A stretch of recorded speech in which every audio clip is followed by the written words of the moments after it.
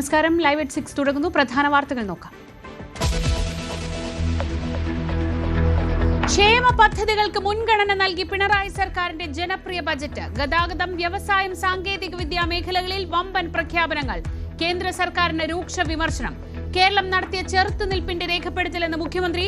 തെരഞ്ഞെടുപ്പിന് മുൻപ് ആളെ പറ്റിക്കാനുള്ള പരിപാടിയെന്ന് വി ഡി സതീശൻ.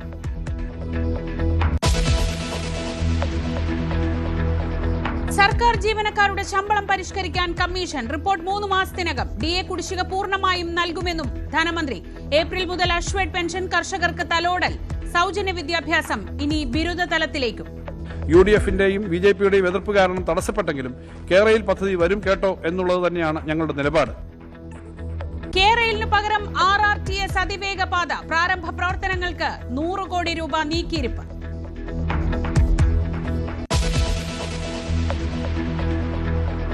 ഒടുവിൽ ആശമാരോട് കരുണ കാട്ടി സർക്കാർ. പ്രതിമാസ വേതനത്തിൽ 1000 രൂപയുടെ വർധന. അംഗൻവാടി വർക്കർമാർക്ക് 1000 രൂപയും ഹെൽപ്പർമാർക്ക് 500 രൂപയും കൂട്ടി. പ്രീ പ്രൈമറി സ്കൂൾ അധ്യാപകരുടെയും സാക്ഷരതാ പ്രേരകന്മാരുടെയും സ്കൂൾ പാചക തൊഴിലാളികളുടെയും വേതനം കൂട്ടി.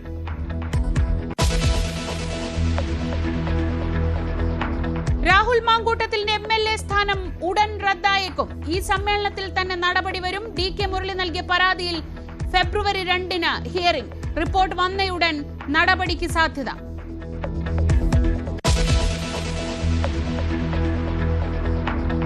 News 18 big impact. Solar case പ്രതി ബിജു രാധാകൃഷ്ണന്റെ CSR തട്ടിപ്പിൽ സമഗ്ര അന്വേഷണത്തിന് ഉത്തരവ്. നടപടി മലപ്പുറം സ്വദേശിയുടെ പരാതിയിൽ. ബിജുവിന്റെ സ്ഥാപനങ്ങളുടെ പ്രവർത്തനം ദുരൂഹമെന്ന് രഹസ്യാന്വേഷണ വിഭാഗം.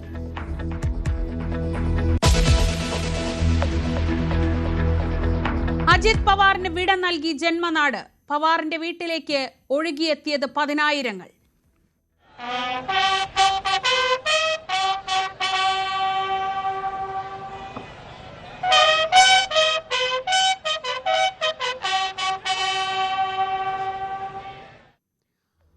അപകടത്തിലെ ദുരൂഹത നീക്കാൻ DGCA. അന്വേഷണം തുടരുന്നു.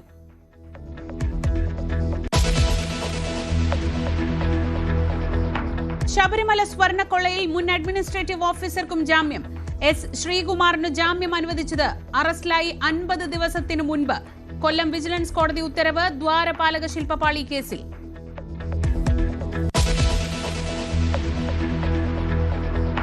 ഇന്ത്യ ന്യൂസിലാൻഡ് 2020-ക്കായി ടീമുകൾ തിരുവനന്തപുരത്ത്.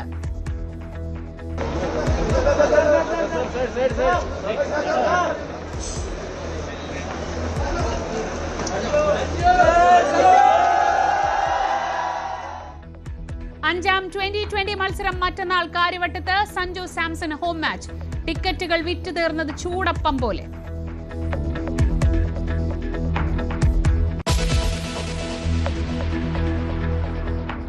നിയമസഭാ തെരഞ്ഞെടുപ്പ് മുന്നിൽ കണ്ട് വമ്പൻ പ്രഖ്യാപനങ്ങളുമായി സംസ്ഥാന ബജറ്റ്.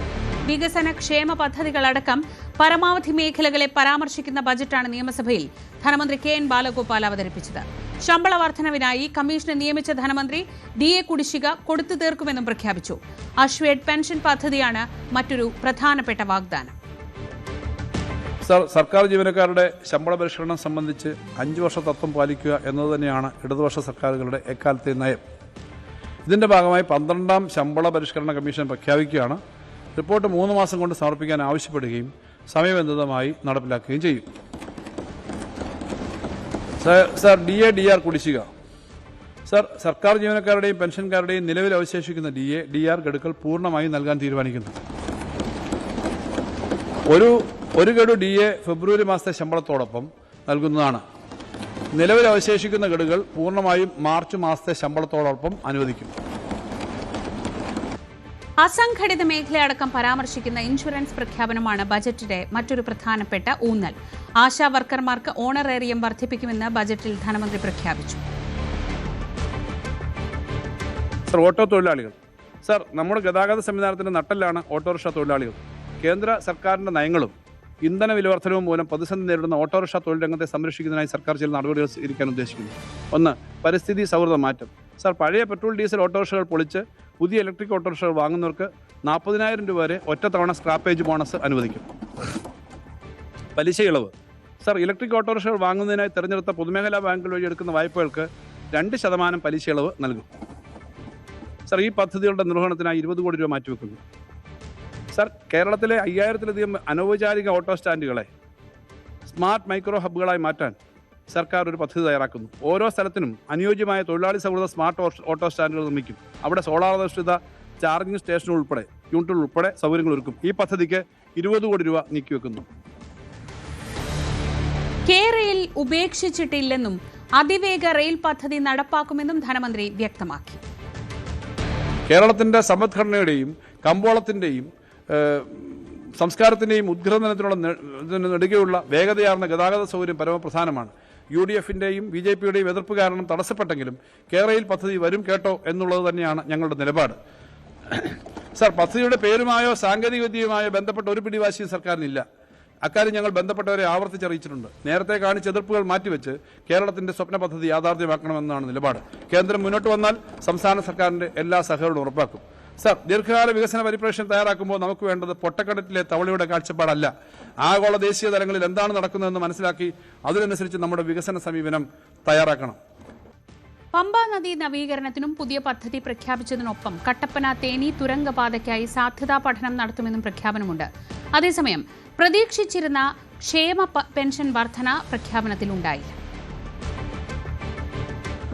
സർ, കട്ടപ്പന മുതൽ തേനി വരെ മലയോര പാതയിലെ യാത്രാക്ലേശം പരിഹരിക്കുന്ന ഒരു തുരങ്കപാത സംബന്ധിച്ചുള്ള സാധ്യതാ പഠനം നടത്താനായിട്ട് ഉദ്ദേശിക്കുന്നു. ഇത്തരമൊരു തുരങ്കപാത വരുന്നതോടുകൂടി 20 കിലോമീറ്റർ യാത്രാ ദൂരം ലാഭിക്കാൻ കഴിയുമെന്നാണ് കണക്കാക്കുന്നത്. തുരങ്കപാതയുടെ സാധ്യതാ പഠനത്തിനായി 10 കോടി രൂപ വകയിരുത്തുന്നു. കട്ടപ്പന തേനി തുരങ്കപാത. നിയമസഭാ തെരഞ്ഞെടുപ്പ് മുന്നിൽ കണ്ട് വമ്പൻ പ്രഖ്യാപനങ്ങളുമായും തുടർ ഭരണത്തിൽ ആത്മവിശ്വാസം പ്രകടിപ്പിച്ചുമായിരുന്നു സംസ്ഥാന ബജറ്റ്. വികസനക്ഷേമ പദ്ധതികളടക്കം പരമാവധി മേഖലകളെ പരാമർശിക്കുന്ന ബജറ്റാണ് നിയമസഭയിൽ ഇന്ന് ധനമന്ത്രി അവതരിപ്പിച്ചത്. വർഗീയ ശക്തികൾക്കെതിരെ ജാഗ്രത പാലിക്കണമെന്നും എല്ലാവരെയും ചേർത്ത് പിടിക്കാൻ ഇടതുപക്ഷമേ ഉള്ളൂ എന്നും ഉള്ള സന്ദേശമാണ് ബജറ്റിലൂടെ ധനമന്ത്രി നൽകിയത്. എല്ലാ സർക്കാരുകളുടെയും അവസാനത്തെ ബജറ്റ് സ്വാഭാവികമായും തെരഞ്ഞെടുപ്പ് ലക്ഷ്യമിട്ടുള്ള ക്ഷേമ പ്രഖ്യാപനങ്ങളുടെ ഒരു ഘോഷയാത്ര തന്നെയുള്ള ഒരു ബജറ്റായിരിക്കും. സ്വാഭാവികമായും ഇത്തവണ KN ബാലഗോപാലിന്റെ ബജറ്റും അങ്ങനെ ക്ഷേമ പ്രഖ്യാപനങ്ങൾ അടങ്ങിയ ബജറ്റ് തന്നെയാണ്. പക്ഷേ അവിടെ ക്ഷേമ പെൻഷൻ വർദ്ധിപ്പിക്കുന്നില്ല. തദ്ദേശ തെരഞ്ഞെടുപ്പിന് മുമ്പ് ക്ഷേമ പെൻഷൻ 1600 നിന്ന് 2000 വർദ്ധിപ്പിച്ചിരുന്നു. അതുകൊണ്ട് തന്നെയാകണം ഒരുപക്ഷെ ഇത്തവണ ക്ഷേമ പെൻഷൻ വർധന ബജറ്റിൽ ഉൾക്കൊള്ളിച്ചിട്ടില്ല. ഇനിയുള്ള ദിവസങ്ങളിൽ ഈ ബജറ്റ് പാസ്സാക്കുന്നതിന് മുമ്പൊക്കെ വേണമെങ്കിൽ വീണ്ടും ക്ഷേമ പെൻഷൻ വർധനയിലേക്ക് സർക്കാരിന് പോകാനുള്ള അവസരം ഉണ്ടാകും. മാത്രമല്ല തെരഞ്ഞെടുപ്പ് തൊട്ടു മുമ്പ് ക്ഷേമ പെൻഷൻ വർദ്ധിപ്പിച്ച് അതിന്റെ ഗുണം കിട്ടുമെന്ന പ്രതീക്ഷ കൂടി സർക്കാരിനുണ്ടായിരിക്കണം. പക്ഷേ കഴിഞ്ഞ കുറെ നാളുകളായി സർക്കാരിനെ മാറ്റി നിർത്തിയിരുന്ന, സർക്കാരുമായി കടുത്ത ശത്രുതയിലായിരുന്ന സർക്കാർ ജീവനക്കാർ എന്ന വലിയൊരു വിഭാഗമുണ്ട്. ആ സർക്കാർ ജീവനക്കാരെ ഒപ്പം നിർത്താനുള്ള വലിയ ശ്രമം ഈ ബജറ്റിൽ സർക്കാർ അവരുടെ ശമ്പള കമ്മീഷൻ നിയോഗിക്കുകയും അതുപോലെ DA, DR കുടിശ്ശികൾ നൽകാൻ തീരുമാനത്തിലൂടെയും സർക്കാർ നടപ്പാക്കുന്നു. വികസന പദ്ധതികൾക്ക് വലിയ ഇടം പതിവ് പോലെ ഈ സർക്കാർ നൽകുന്നുണ്ട്. ക്ഷേമ പെൻഷൻ വർദ്ധിപ്പിച്ചില്ല എന്നതൊഴിച്ചാൽ ആശാവർക്കർമാരും സാക്ഷരതാ പ്രേരകന്മാരും ഓട്ടോറിക്ഷ തൊഴിലാളികളും അടങ്ങുന്ന വലിയൊരു വിഭാഗം സാധാരണക്കാരെ, ഗിഗ് വർക്കർമാരെ പോലെയുള്ള അസംഘടിത മേഖല തൊഴിലാളികളെ ഒക്കെ ചേർത്ത് പിടിക്കുന്ന ഒരു ബജറ്റാണ്. അതായത് സർക്കാർ ജീവനക്കാർ മുതൽ സാധാരണ ദിവസവേതനക്കാരെ വരെ ഒരുമിച്ച് നിർത്തി ഒരു തെരഞ്ഞെടുപ്പ് വോട്ട് ബാങ്കായി അവരെ മാറ്റിക്കൊണ്ട് ആ ലക്ഷ്യങ്ങൾ നിറവേറ്റുക എന്ന ഒരു സ്വപ്നത്തിലൂടെ അവരെ ചേർത്ത് നിർത്തിക്കൊണ്ട് അവർക്കിടയിലേക്ക് കടന്നു കയറാനുള്ള ശ്രമം കൂടി ഈ ബജറ്റിന്റെ ഭാഗമായി KN ബാലഗോപാൽ ഇന്ന് സഭയിൽ അവതരിപ്പിച്ച ബജറ്റ് നിർദ്ദേശങ്ങളിൽ വളരെ വ്യക്തമായി തന്നെയുണ്ട്. അടിസ്ഥാന സൗകര്യ മേഖലയ്ക്ക് പ്രത്യേക പരിഗണനയുണ്ട്. ഗതാഗത സൗകര്യങ്ങൾ വർദ്ധിപ്പിക്കുന്നതിന് വലിയ പരിഗണനയുണ്ട്. വ്യവസായ രംഗത്ത് പുതിയ ഇടപെടലുകളുണ്ട്. അതുപോലെ തന്നെയാണ് പുതിയ തൊഴിൽ സാഹചര്യം സൃഷ്ടിക്കുന്നതിനുള്ള ഇടപെടലുകളുണ്ട്. മുഖ്യമന്ത്രിയുടെ കണക്ട് വർക്ക് പദ്ധതിക്ക് അതുപോലെ സ്ത്രീ സുരക്ഷാ പദ്ധതിക്ക് വലിയ തുക നീക്കിവെക്കുന്ന പ്രഖ്യാപനങ്ങളുണ്ട്. അതിനൊപ്പം ചില രാഷ്ട്രീയം കൂടി KN ബാലഗോപാൽ ഈ ബജറ്റിൽ പറഞ്ഞു പോകുന്നുണ്ട്. അത് ഏറ്റവും പ്രധാനപ്പെട്ടത് സംസ്ഥാനം വലിയ രീതിയിൽ സാമുദായികമായി വർഗീയമായി വിഭജിക്കപ്പെടുന്നുവെന്ന ആശങ്കകൾ ശക്തമാണ്. അത് ഭരണപക്ഷം പ്രതിപക്ഷത്തെയും പ്രതിപക്ഷം ഭരണപക്ഷത്തെയും രണ്ട് പക്ഷങ്ങളും ഒരുപോലെ BJPയും കുറ്റപ്പെടുത്തുന്ന ഒരു രാഷ്ട്രീയ സാഹചര്യമുണ്ട്. ജമാഅത്തെ ഇസ്ലാമിയും SDPയും പോലുള്ള വർഗീയ ശക്തികൾ സംസ്ഥാനത്ത് ശക്തരാകുന്നുവെന്ന ആശങ്കകൾ ഇടതുപക്ഷം പ്രത്യേകിച്ച് പറയുന്നുണ്ട്.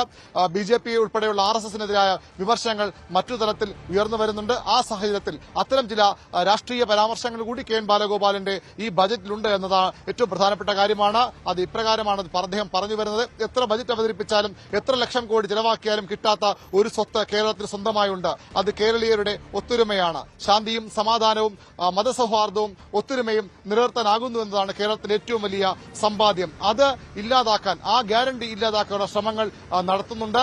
അതിനെ തടയാനുള്ള ശ്രമങ്ങളുണ്ടെങ്കിൽ പോലും അത്ര പെട്ടെന്ന് തോറ്റു പിൻവാങ്ങുന്നവരല്ല ഈ വർഗീയ വിഷം ചീറ്റുന്ന സർപ്പങ്ങൾ. പരായ സംബന്ധിച്ചവർ പിന്മാറില്ല. അത് ശ്രദ്ധയോടുകൂടി ജാഗ്രതയോടുകൂടി ഇരിക്കണമെന്ന് കെ.എൻ. ബാലഗോപാൽ പറയുന്നു. മറ്റു കാര്യം പറയുന്നത്, എല്ലാവരും ചേരുന്നതാണ്, എല്ലാ ജാതി വിഭാഗങ്ങളും ചേരുന്നതാണ് ഇടതുപക്ഷം. ആരും ഇടതുപക്ഷത്തിന് അപരരല്ല എന്ന് പറഞ്ഞുകൊണ്ട് എല്ലാ വിഭാഗങ്ങളെയും ചേർത്ത് നിർത്താൻ സർക്കാർ ശ്രമിക്കുമെന്ന് പറയുന്നു. മതമല്ല പ്രശ്നം, എരിയുന്ന വയറിന്റെ തീയാണ് പ്രശ്നമെന്ന് പറഞ്ഞുകൊണ്ട് സർക്കാർ എല്ലാ വിഭാഗങ്ങളെയും ചേർത്ത് നിർത്താൻ ശ്രമിക്കും എന്നൊരു ഉറപ്പുകൂടി നൽകിക്കൊണ്ടാണ് ബാലഗോപാൽ ഈ ബജറ്റിൽ സർക്കാരിന്റെ ഇടതുമുടെ രാഷ്ട്രീയം പ്രഖ്യാപിക്കുന്നത്. സ്കൂൾ കുട്ടികൾക്ക് വലിയ പദ്ധതികൾ പ്രഖ്യാപിക്കുന്നു, ഇൻഷുറൻസ് പദ്ധതികൾ പ്രഖ്യാപിക്കുന്നു. അതുപോലെ തന്നെ +2 വരെയുള്ള സൗജന്യ സാർവത്രിക വിദ്യാഭ്യാസം എന്നത് ആർട്സ് ആൻഡ് സയൻസ് കോളേജുകളിലൂടെ വ്യാപിപ്പിച്ചുകൊണ്ടുള്ള വലിയ പ്രഖ്യാപനങ്ങളും വിദ്യാഭ്യാസ മേഖലയെ സംബന്ധിച്ച് ഈ ബജറ്റിലുണ്ട്. പൊതുവിൽ ഒരു തെരഞ്ഞെടുപ്പിലേക്ക് പോകുന്ന ഒരു സർക്കാർ എന്നതിനപ്പുറത്തേക്ക് തുടർഭരണം പ്രതീക്ഷിക്കുന്ന ഒരു സർക്കാരിന് അവതരിപ്പിക്കാവുന്ന ഒരു ബജറ്റായി വേണം കെ.എൻ. ബാലഗോപാലിന്റെ 6ാമത്തെ ബജറ്റിനെ കാണാൻ.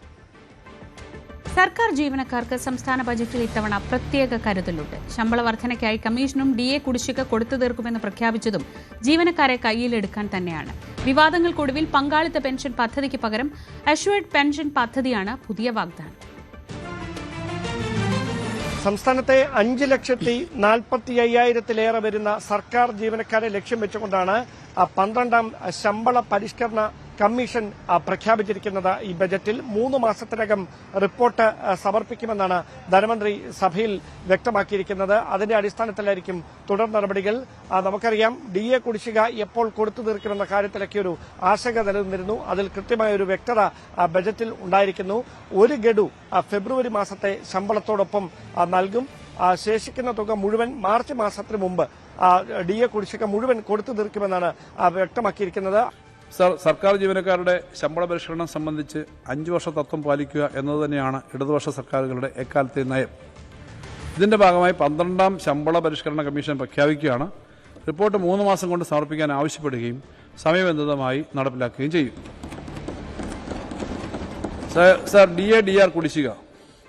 സർ, സർക്കാർ ജീവനക്കാരുടെയും പെൻഷൻകാരുടെയും നിലവിൽ അവശേഷിക്കുന്ന DA DR ഗഡുക്കൾ പൂർണ്ണമായി നൽകാൻ തീരുമാനിക്കുന്നു. ഒരു ഗഡു DA ഫെബ്രുവരി മാസത്തെ ശമ്പളത്തോടൊപ്പം നൽകുന്നതാണ്. നിലവിൽ അവശേഷിക്കുന്ന ഗഡുകൾ പൂർണ്ണമായും മാർച്ച് മാസത്തെ ശമ്പളത്തോടൊപ്പം അനുവദിക്കും.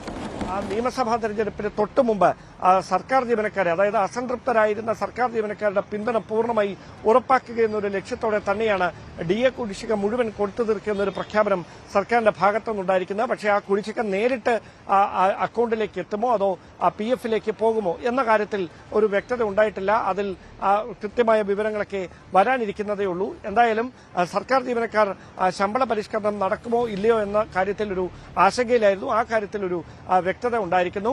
അങ്ങനെയെങ്കിൽ 3 മാസത്തിനകം ഈ റിപ്പോർട്ട് ലഭിക്കുന്നതിന്റെ, കമ്മീഷൻ റിപ്പോർട്ട് ലഭിക്കുന്നതിന്റെ അടിസ്ഥാനത്തിൽ ഈ തുടർ നീക്കങ്ങളിലേക്ക്, അതായത് ശമ്പള പരിഷ്കരണം അടക്കമുള്ള തുടർ നീക്കങ്ങളിലേക്ക് കടക്കും എന്നാണ് ബജറ്റിൽ ധനമന്ത്രി കെ.എൻ. ബാലഗോപാലിന്റെ പ്രഖ്യാപനം.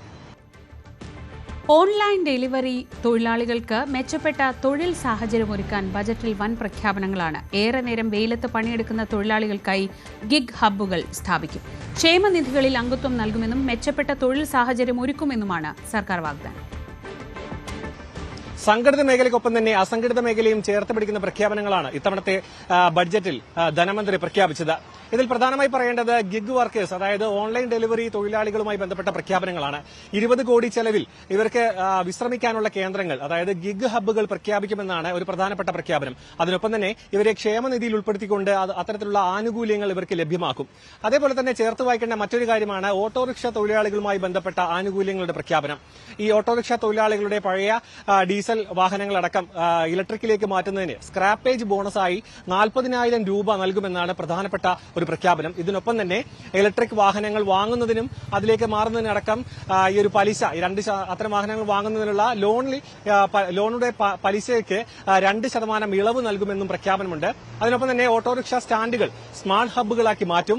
അതിനൊപ്പം മറ്റ് പല പ്രഖ്യാപനങ്ങൾ, അതായത് ഒരു ഇൻഷുറൻസ് പരിരക്ഷ കൂടി ഉൾപ്പെടുത്തുമെന്നും പ്രഖ്യാപനമുണ്ട്. അതായത് ഗിഗ് തൊഴിലാളികൾ, ഒപ്പം ഓട്ടോറിക്ഷ തൊഴിലാളികൾ, അതിനൊപ്പം തന്നെ ചേർത്ത് പിടിച്ച മറ്റൊരു വിഭാഗമാണ് ഈ അംഗനവാടി വർക്കേഴ്സും ഒപ്പം അവരുടെ ഹെൽപ്പേഴ്സിനും ഓണറേറിയം, അവരുടെ വേതനം വർദ്ധിപ്പിച്ചിട്ടുണ്ട്. അംഗനവാടി വർക്കേഴ്സിന് 1000 രൂപയും ഹെൽപ്പേഴ്സിന് 500 രൂപയുമാണ് വർദ്ധിപ്പിച്ചിരിക്കുന്നത്. അതിനൊപ്പം തന്നെ ആശാ വർക്കർമാർക്ക് 1000 രൂപ വേതന വർധനവും ഉണ്ടാക്കിയിട്ടുണ്ട്. അതായത് ഈ ഒരു 3 രീതിയിലും, അതായത് 3 ഗണത്തിൽപ്പെട്ട തൊഴിലാളികളെയും അവർക്ക് വേണ്ട ആവശ്യമായ രീതിയിലുള്ള പരിഗണന നൽകിക്കൊണ്ട് തന്നെയാണ് ഇത്തവണത്തെ ബഡ്ജറ്റിൽ പ്രഖ്യാപനങ്ങൾ വന്നിരിക്കുന്നത്. അതിലൊപ്പം തന്നെ ഈ ഒരു അസംഘടിത മേഖലയിൽ ബന്ധപ്പെട്ട ഗിഗ് തൊഴിലാളികൾക്ക് മുൻപ് പ്രഖ്യാപിച്ച കാര്യങ്ങളടക്കം നടപ്പിലാക്കേണ്ട ഒരു സാഹചര്യവും സർക്കാരിന്റെ മുന്നിലുണ്ട്. എന്ന് തന്നെയാണെങ്കിലും അംഗനവാടി തൊഴിലാളികൾ, അംഗനവാടി വർക്കർമാർ, ഒപ്പം തന്നെ അവരുടെ ഹെൽപ്പർമാർ, ഒപ്പം ഗിഗ് തൊഴിലാളികൾ, ഓട്ടോറിക്ഷ തൊഴിലാളികൾ, ഈ 3 വിഭാഗത്തിൽപ്പെട്ട തൊഴിലാളികളെയും ചേർത്ത് നിർത്തിക്കൊണ്ടുള്ള പ്രഖ്യാപനങ്ങളാണ് ഇത്തവണത്തെ ബഡ്ജറ്റിൽ KN ബാലഗോപാൽ പ്രഖ്യാപിച്ചത്. Cameraman അരുണിനോടൊപ്പം Saran Sudhakaran, news 18, Thiruvananthapuram. ഇനി ചില പ്രതികരണങ്ങളിലേക്ക്. ഇലക്ട്രിക് ഓട്ടോകളേക്കാൾ ജനകീയവും സ്വീകാര്യവും പെട്രോൾ ഡീസൽ ഓട്ടോകളെന്ന് മലപ്പുറത്തെ ഓട്ടോ ഡ്രൈവർമാർ പറയുന്നു. സർക്കാർ വാഗ്ദാനം സ്വീകരിക്കുമ്പോഴും ഇതിന്റെ പ്രായോഗികതയെക്കുറിച്ച് അവരിൽ പലർക്കും ആശങ്കയുണ്ട്. പഴയ ഓട്ടോറിക്ഷ മാറ്റി ഇലക്ട്രിക് ഓട്ടോകൾ വാങ്ങുന്നവർക്ക് 40,000 രൂപ സഹായം നൽകുമെന്നായിരുന്നു ബജറ്റ് പ്രഖ്യാപനം. പുതിയ വണ്ടികളൊക്കെ ഇലക്ട്രോണിക്സ് ആക്കണമെന്നാണ് സർക്കാർ പറയുന്നത്. ഡീസൽ വണ്ടി എന്ത് ചെയ്യാം, പൊളിച്ചു പോകും. അത് പൊളിക്കുമ്പോൾ 40,000 രൂപയ്ക്ക് അധികം തരുന്നു, ബോണസായിട്ട് തരും. പിന്നെ പുതിയ വണ്ടി വാങ്ങാൻ 2% പലിശ ഇളവും ഇലക്ട്രോണിക്സ് ഓട്ടോയ്ക്ക്. അതെങ്ങനെ നിങ്ങൾക്ക് ഉപകാരപ്പെടും? കുഴപ്പമില്ലല്ലോ, അതെ അഭിപ്രായം. ഞങ്ങൾ ഇലക്ട്രോണിക് ഇപ്പോൾ ഇറങ്ങിയ വണ്ടികൾ തന്നെ ഒരു 2 കൊല്ലത്തിൻ്റെ അപ്പുറത്തേക്ക് പോകണില്ല. അപ്പോഴേക്ക് തന്നെ അത് കട്ടപ്പുറത്ത് കയറാണ്. അതിന് സ്പെയർ ഇല്ല, അതിൻ്റെ വർക്കിംഗ് മേഖല ഇല്ല. പക്ഷേ ഈ ഒരു വണ്ടി ഇറങ്ങുന്നുണ്ട് എന്ന് മാത്രം തന്നെ ഉള്ളൂ, മറ്റൊന്നുമില്ല. അതിൻ്റെ സാധാരണ ഒരു തൊഴിൽ ചെയ്ത് ജീവിക്കുന്നതാണ് ഓട്ടോ വിഭാഗം എന്ന് പറയുന്നത്. ഈ ഓട്ടോ വിഭാഗത്തിന് മുന്നേറാൻ കഴിയുന്ന ഒരു സംരംഭമായിട്ട് അത് തോന്നുന്നില്ല. 2% പലിശയുടെ പുതിയ ഓട്ടോറിക്ഷ വാങ്ങുമ്പോൾ എങ്ങനെ കാണണം? അതിനൊക്കെ കറണ്ടിനൊക്കെ ആവുമ്പോഴേ നമുക്ക് ഒരണക്കിന് ലാഭമുള്ള ഏർപ്പാട് തന്നെയാണ്. പക്ഷേ ഇതെന്ന് പറഞ്ഞിട്ട് എപ്പോഴും കുത്തിവെക്കാനൊന്നും സാധിക്കില്ല. ഞാൻ കൂലിക്ക് കൊടുത്തതാണ്. ഞാനിപ്പോൾ അതിന് പറ്റുന്ന ഒരു ഐഡിയ ഒന്നും പറയല്ല. അല്ല, ഇതൊക്കെ നിങ്ങൾക്ക് സഹായകമാണോ? എങ്ങനെ പുതിയ ഓട്ടോറിക്ഷ ഇറങ്ങണതോ? ഈ ഇലക്ട്രോണിക്സ് ഓട്ടോയിലേക്ക് മാറാൻ കൂടുതൽ അത്തരത്തിലുള്ള സപ്പോർട്ടാണ് സർക്കാർ പ്രഖ്യാപിക്കുന്നത്. അങ്ങനെ പറയുന്നുണ്ട്. പക്ഷെ അത് എത്രത്തോളം വിജയിക്കുമെന്ന് പറയാൻ പറ്റില്ല. നമ്മൾ മൊബൈലിൽ ചാർജ് ചെയ്യണ വരെയൊക്കെ ലാസ്റ്റ് അത് ഒരു സമയം നമുക്കത് കറക്റ്റായിട്ട് കിട്ടും. നമ്മൾ പുതിയൊരു ഫോൺ വാങ്ങിയാണ്ട് ഇങ്ങനെ ചാർജ് ചെയ്ത് പോകുമ്പോണ്ടല്ലോ, നമ്മൾ കുത്തിച്ചാണ്ട് ഇങ്ങനെ പോകുമ്പോൾ കുറച്ച് കാലം വരെയൊക്കെ പോകും. പിന്നെ കുത്തുമ്പം ചാർജ് ആവും. ഒരു കോൾ വരുമ്പം ആണ് കട്ടാവും. അത് അതേമാതിരി ചാർജ് ഇറങ്ങും. അതേമാതിരി തന്നെ ആവും മിക്കവാറും. സർക്കാരിൻ്റെ ഈ ബജറ്റിലെ പ്രഖ്യാപനം നിങ്ങൾക്ക് സ്വീകാര്യമായിട്ട് തോന്നുന്നുണ്ടോ? എനിക്കതിനോട് യോജിപ്പില്ല. ഒന്നാമത് അത് പലതിനും കംപ്ലൈൻറ്റ് വരുന്നുണ്ട് ഇലക്ട്രോണിക്. പിന്നെ അതിന് ദൂരപരിധി വളരെ കുറവാണ്. കോഴിക്കോടൊക്കെ പോയി വരാനുള്ള ചാർജിങ് കുറവാണ്.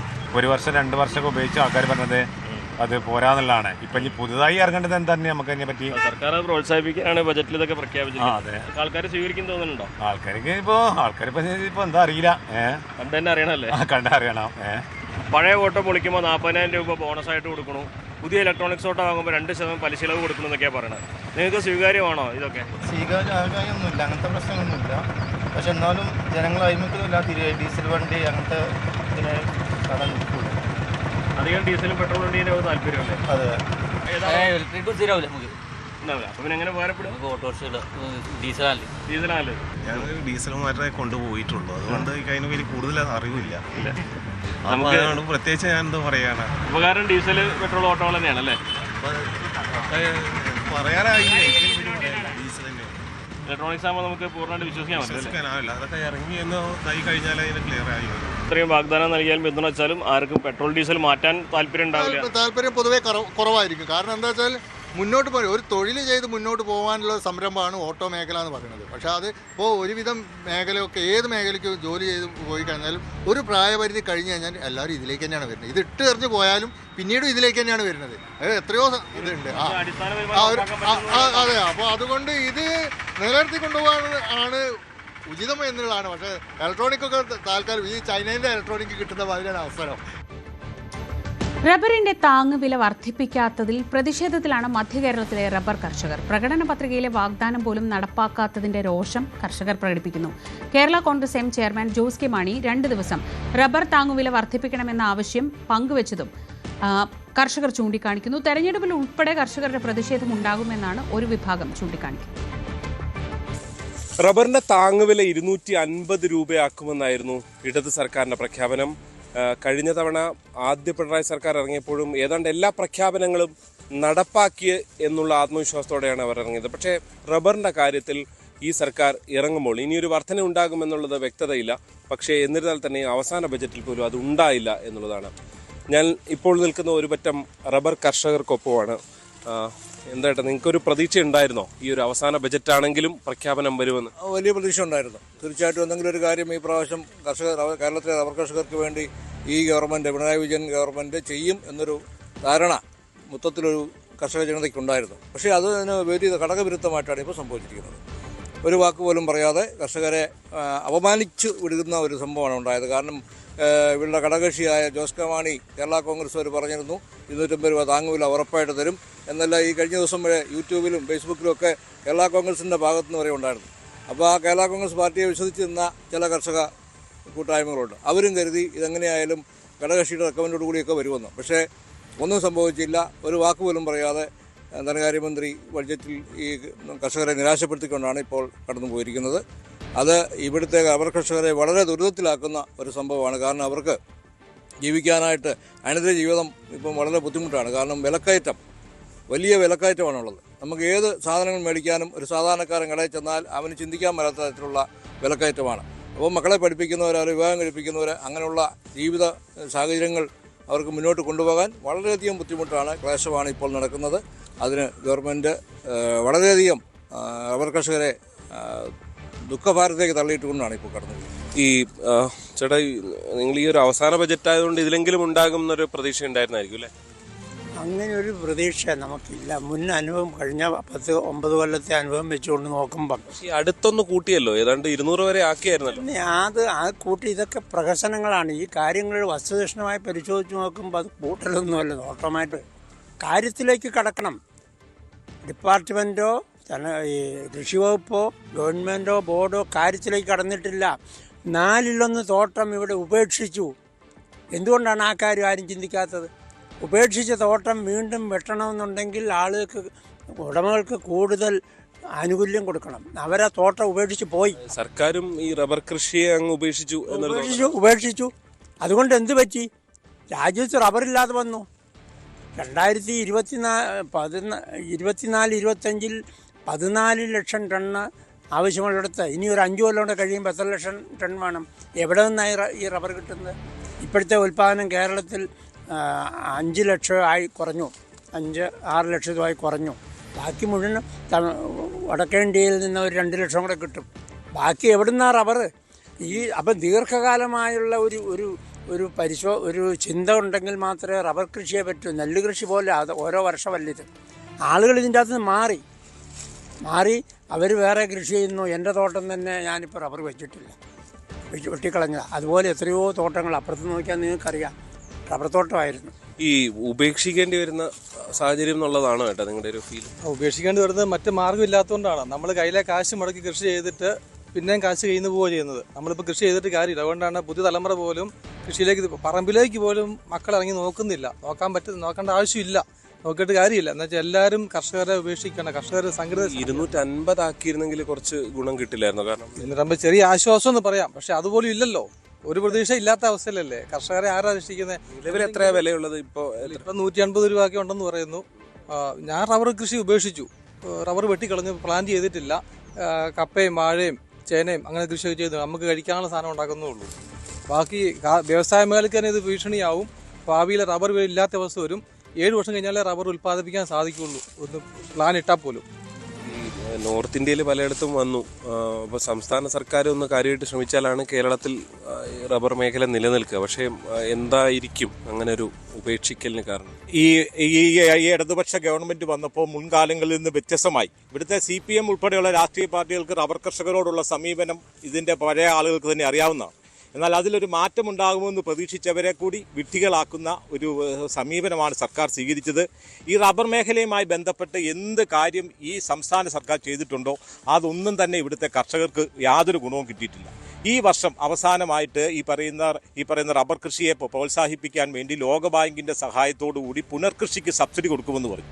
ഇതേ സമയം റബ്ബർ ബോർഡും പുനർകൃഷിക്ക് സബ്സിഡി വന്നു. റബ്ബർ ബോർഡിൽ അപേക്ഷിച്ച കർഷകർക്ക് മുഴുവൻ പുനർകൃഷിക്ക് സബ്സിഡി കിട്ടിയെങ്കിൽ ഈ പറയുന്ന കേര പദ്ധതിയിൽ അപേക്ഷിച്ച ഒരു കർഷകന് പോലും ₹1 ഈ സംസ്ഥാന സർക്കാരിന് കൊടുത്തിട്ടില്ല.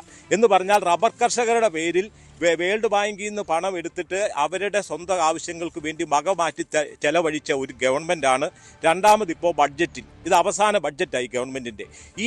ഈ സംസ്ഥാന സർക്കാർ രണ്ടാമത് അധികാരത്തിൽ വരാൻ ഏറ്റവും പ്രധാനപ്പെട്ട കാരണമായത് ഇവിടുത്തെ മധ്യ കേരളത്തിൽ ഇന്ന് കേരളത്തിലുള്ള കർഷകരിൽ സംഘടിതരായി നിലനിൽക്കുന്ന 2 കൂട്ടരേ ഉള്ളൂ. ഒന്ന് സംഭവം നെൽകർഷകരും, ഒന്ന് ഈ പറയുന്ന റബ്ബർ കർഷകരുമാണ്. അതിലേറ്റവും സംവിധാനമുള്ളത് ഇവിടുത്തെ റബ്ബർ കർഷകർക്കാണ്. ₹250 കൊടുക്കാമെന്ന് പറഞ്ഞ് അധികാരത്തിൽ വന്ന ഗവൺമെൻറ് അവരുടെ അധികാരം വിട്ടൊഴിയുന്ന ഈ അവസാന സമയത്ത് പോലും പറഞ്ഞ വാഗ്ദാനം പാലിക്കാൻ സാധിച്ചില്ല എന്നത് വലിയ പ്രതിഷേധാർഹമാണ്.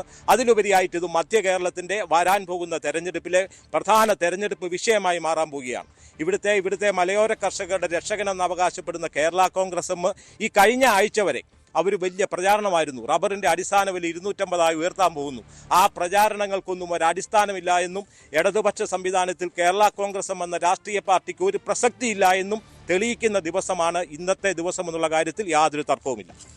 എന്തായാലും ഈ കർഷകർ അവരുടെ രാഷ്ട്രീയം കൂടി വ്യക്തമാക്കുന്നുണ്ട് എന്നുള്ളതാണ്. കഴിഞ്ഞ ദിവസമൊക്കെ ജോസ് കെ മാണി ₹250 ആക്കണം എന്നുള്ള ആവശ്യം മുന്നോട്ട് വെച്ചിരുന്നു. തീർച്ചയായും കേരള കോൺഗ്രസ് എമ്മിനെ സംബന്ധിച്ച് ഇതൊരു രാഷ്ട്രീയ വിഷയം കൂടിയാകും മധ്യ കേരളത്തിൽ എന്ന കാര്യത്തിൽ യാതൊരു സംശയമില്ല. ബജറ്റ് ചർച്ചകളിൽ പല പ്രഖ്യാപനങ്ങളും വരാറുണ്ട്.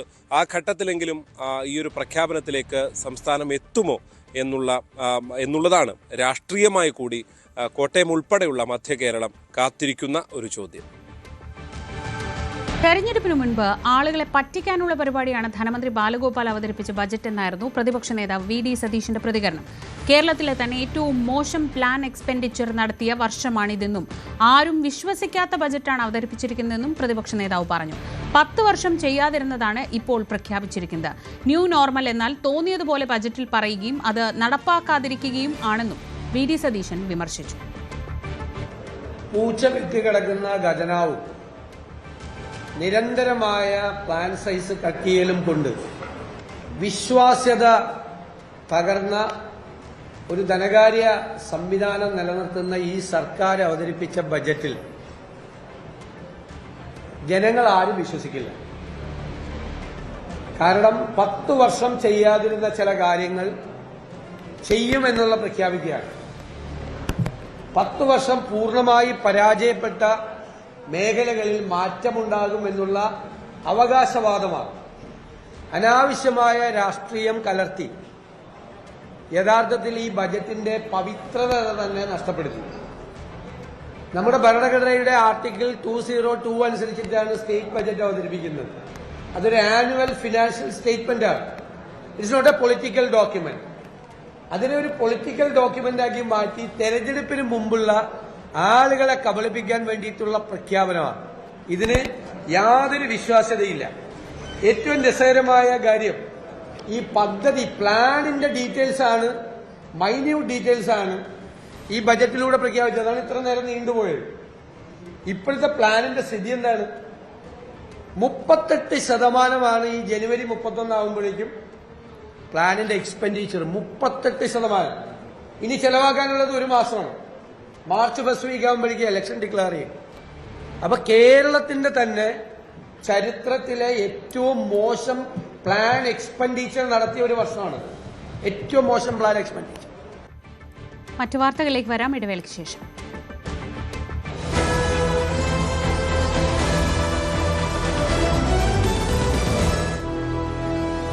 മഹാരാഷ്ട്ര രാഷ്ട്രീയത്തിലെ അതികായനും കർക്കശക്കാരനായ ഭരണാധികാരിയും ജനകീയനായ നേതാവുമായിരുന്ന അജിത് പവാർ ഇനി ഓർമ്മ മാത്രം. 66 വയസ്സായിരുന്നു അദ്ദേഹത്തിന്. 2026 ജനുവരി 28 ബാരാമതിയിൽ വെച്ചുണ്ടായ ദാരുണമായ വിമാന അപകടത്തിലാണ് അദ്ദേഹം ലോകത്തോട് വിട പറഞ്ഞത്. മഹാരാഷ്ട്രയുടെ ഉപമുഖ്യമന്ത്രിയായി 8ാം തവണയും സേവനമനുഷ്ഠിച്ചു വരികയായിരുന്ന അജിത് പവാറിന്റെ വിയോഗം സംസ്ഥാന രാഷ്ട്രീയത്തിൽ നികത്താനാകാത്ത വിടവാണ് സൃഷ്ടിച്ചിരിക്കുന്നത്. 5 പതിറ്റാണ്ടിലേറെ നീണ്ട തന്റെ രാഷ്ട്രീയ ജീവിതത്തിനിടയിൽ വിവാദങ്ങളും വികസനവും ഒരുപോലെ കൊണ്ടുനടന്ന അദ്ദേഹം ദാദ എന്ന വിളിപ്പേരിൽ ജനങ്ങൾക്കിടയിൽ എന്നും സജീവമായിരുന്നു. മഹാരാഷ്ട്രയുടെ വികസന ചരിത്രത്തിൽ തന്റേതായ കയ്യൊപ്പ് ചാർത്തിയ അജിത് പവാറിന്റെ ജീവിതത്തിലേക്കും രാഷ്ട്രീയ വഴികളിലേക്കും നമുക്കൊരു തിരിഞ്ഞുനോട്ടം നടത്താം. 1959 ജൂലൈ 22 അഹമ്മദ്നഗർ ജില്ലയിലെ ദിയോലാലി പ്രവരയിലാണ് അജിത് അനന്തറാവു പവാർ ജനിച്ചത്. പ്രശസ്തനായ ശരത് പവാറിന്റെ ജ്യേഷ്ഠൻ അനന്തറാവു പവാറിന്റെയും ആശാതായ് പവാറിന്റെയും മകനായിരുന്നു അദ്ദേഹം. പിതാവിന്റെ ആകസ്മിക മരണത്തെ തുടർന്ന് കുടുംബത്തെ സഹായിക്കാനായി കോളേജ് പഠനം പാതി വഴിയിൽ ഉപേക്ഷിക്കേണ്ടി വന്ന അജിത് വളരെ ചെറുപ്പത്തിൽ തന്നെ ഉത്തരവാദിത്തങ്ങൾ ഏറ്റെടുത്തു. ഈ കാലഘട്ടത്തിൽ കർഷകരുടെ പ്രശ്നങ്ങളും സാമൂഹിക യാഥാർത്ഥ്യങ്ങളും നേരിട്ട് കണ്ടറിഞ്ഞ് അദ്ദേഹത്തിന്റെ പിൽക്കാല രാഷ്ട്രീയ ജീവിതത്തിന് അടിത്തറയിട്ടു. തന്റെ പിതൃ സഹോദരനായ ശരത് പവാറിന്റെ പാത പിന്തുടർന്ന് 1982 സഹകരണ മേഖലയിലൂടെയാണ് അജിത് പവാർ പൊതുരംഗത്തേക്ക് കടന്നു വരുന്നത്. ഒരു സഹകരണ പഞ്ചസാര ഫാക്ടറിയുടെ ബോർഡിലേക്ക് തിരഞ്ഞെടുക്കപ്പെട്ടതായിരുന്നു തുടക്കം. പിന്നീട് 1991 പൂനെ ഡിസ്ട്രിക്ട് സെൻട്രൽ കോഓപ്പറേറ്റീവ് ബാങ്കിന്റെ ചെയർമാനായി തെരഞ്ഞെടുക്കപ്പെട്ട അദ്ദേഹം ആ പദവിയിൽ 16 വർഷത്തോളം തുടർന്നു. സഹകരണ മേഖലയിലെ ഈ നീണ്ട അനുഭവ സമ്പത്താണ് മഹാരാഷ്ട്രയിലെ ഗ്രാമീണ സമ്പദ് വ്യവസ്ഥയിൽ അദ്ദേഹത്തിന് ശക്തമായ സ്വാധീനം നൽകിയത്. 1991 ബാരാമതി ലോക്സഭാ മണ്ഡലത്തിൽ നിന്ന് വിജയിച്ചുകൊണ്ട് അജിത് പവാർ പാർലമെന്ററി രാഷ്ട്രീയത്തിലേക്ക് ചുവടുവെച്ചു. എന്നാൽ നരസിംഹറാവു മന്ത്രിസഭയിൽ പ്രതിരോധ മന്ത്രിയായിരുന്ന ശരത് പവാറിന് മത്സരിക്കാൻ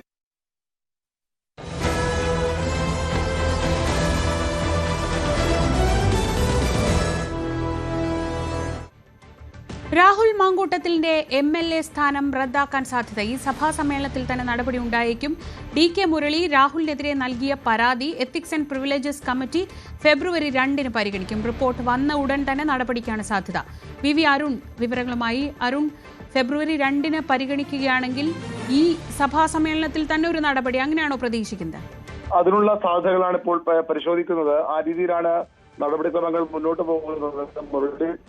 പെരുന്നലിന്റെ അധ്യക്ഷനായ കമ്മിറ്റിയാകും രാഹുൽ മാങ്കൂട്ടത്തിനെതിരായ പരാതി പരിശോധിക്കുക. നേരത്തെ കമനൂർ MLA DK മുരളിയാണ് CPM നിയമസഭാ കക്ഷി തീരുമാനപ്രകാരം തീരുമാനപ്രകാരം രാഹുൽ മാങ്കൂട്ടത്തിനെതിരെ പ്രിവിലേജ് ആൻഡ് എത്തിക്സ് കമ്മിറ്റിക്ക് സ്പീക്കർക്ക് പരാതി നൽകിയത്. 2 വഴിയായിരുന്നു ഉണ്ടായിരുന്നത്. ഒന്ന് അത് സഭയിൽ അവതരിപ്പിക്കാൻ അനുമതി നൽകുക, മറ്റൊന്ന് സ്പീക്കർ നേരിട്ട് എത്തിക്സ് കമ്മിറ്റിക്ക് വിടുക.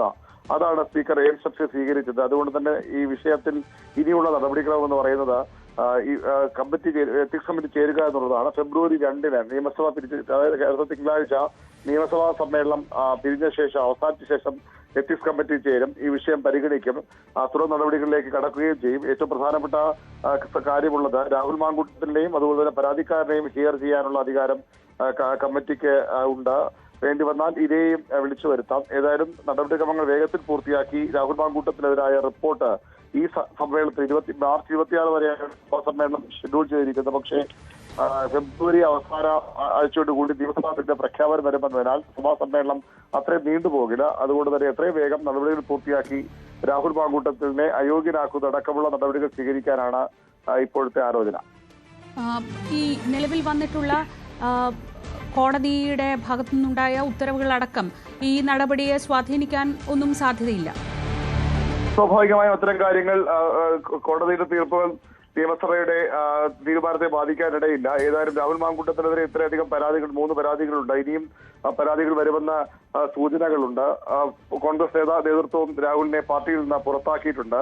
ഈ സാഹചര്യങ്ങളൊക്കെ പരിഗണിച്ചുകൊണ്ട് ഇപ്പോൾ വന്ന മാധ്യമ വാർത്തകളുടെയും അതുപോലെ തന്നെ പോലീസ് FIRകളുടെ അടിസ്ഥാനത്തിൽ രാഹുലിനെതിരെ നടപടിക്ക് തന്നെയാകും നീക്കം. പ്രതിപക്ഷാംഗങ്ങളും GM ജോണും സ്റ്റീഫും അടക്കമുള്ള 2 MLAമാർ ഉണ്ടെങ്കിലും ഭൂരിപക്ഷം ഭരണപക്ഷത്തിനാണ്. മാത്രവുമല്ല ഈ സഭാസമിതിയിൽ രാഹുൽ മാങ്കൂട്ടത്തിനെതിരെ ഇത്തരമൊരു നടപടിയിലേക്ക് നീങ്ങുമ്പോൾ അതിനെ ചോദ്യം ചെയ്യാൻ പ്രതിപക്ഷം തയ്യാറാകാനുള്ള സാധ്യതയും വിരളമാണ്. കാരണം അത് രാഷ്ട്രീയമായി ഗുണം ചെയ്യില്ല എന്ന ഒരു വിലയിരുത്തൽ അവർക്കുണ്ട്. അങ്ങനെയെങ്കിൽ ഏകകണ്ഠമായി തന്നെ സാധാരണ പ്രിവിലേജ് ആൻഡ് എത്തിക്സ് കമ്മിറ്റിയുടെ റിപ്പോർട്ടുകളെല്ലാം ഏകകണ്ഠമായാണ് സഭ പാസ്സാക്കാറുള്ളത്. ഇതിലും മറിച്ചൊരു തീരുമാനത്തിന് സാധ്യതയില്ല. PV അരുണാണ് വിവരങ്ങൾ നൽകിയത്. രാഹുൽ മാങ്കൂട്ടത്തിനെതിരെ അധികം വൈകാതെ തന്നെ നടപടി ഉണ്ടാകുമെന്ന് സൂചനകൾ വരുന്നു.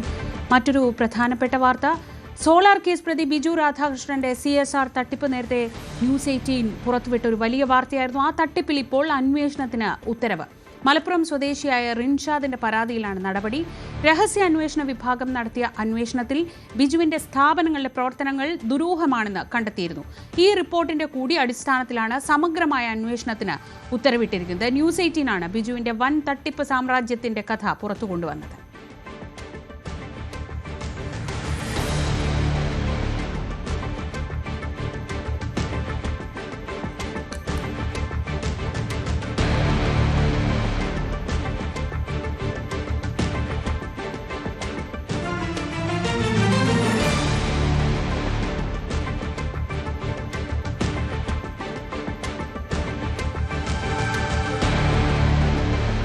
വിമാനാപകടത്തിൽ കൊല്ലപ്പെട്ട മഹാരാഷ്ട്ര ഉപമുഖ്യമന്ത്രിയും NCP നേതാവുമായ അജിത് പവാറിന് വിട നൽകി ജന്മനാട്. പവാറിന്റെ കെറ്റ്യാടിയിലെ വീട്ടിലേക്ക് മൃതദേഹം എത്തിച്ചപ്പോൾ ആയിരക്കണക്കിന് ഗ്രാമവാസികളാണ് ആദരാഞ്ജലികൾ അർപ്പിക്കാൻ എത്തിയത്. വികാരപരമായ മുദ്രാവാക്യങ്ങളോടെയാണ് പ്രദേശവാസികൾ തങ്ങളുടെ നേതാവിന് ആദരമർപ്പിച്ചത്. കത്തേവാടിയിലെ പവാറിന്റെ വസതിയിൽ പൊതുദർശനത്തിന് ശേഷം ബാരാമതിയിലെ വിദ്യാപ്രതിഷ്ഠാനത്തിലെ സ്പോർട്സ്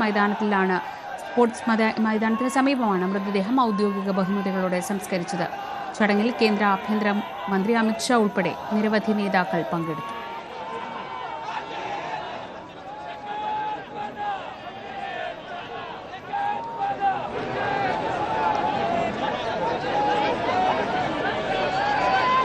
हवेत 3 वेळा फायर करून बंदुकीची सलामी दिली जाते.